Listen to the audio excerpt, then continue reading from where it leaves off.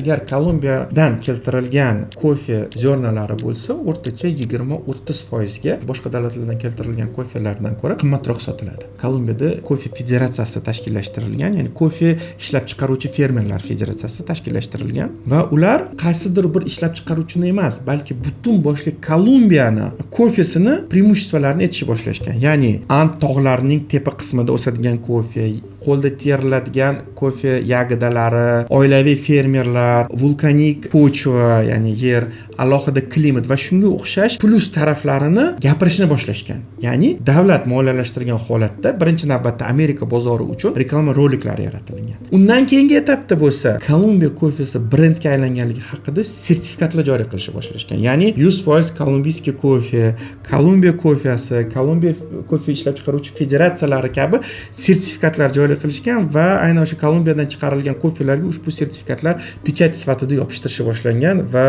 bu ham o'sha, misol uchun, soatlarda Swiss made yoki Fransiya shampanskisi yoki Italiyada Parmigiano Reggiano, ya'ni Italiya parmezani kabi brendga aylangan. Va mana shuning natijasida bugungi kunda ham Kolumbiya kofesi o'rtacha 20-30% ga qimmatroq sotiladi va istalgan kafenelarda Kolumbiyadan keltirilgan kofe odatda qimmatroq turadi.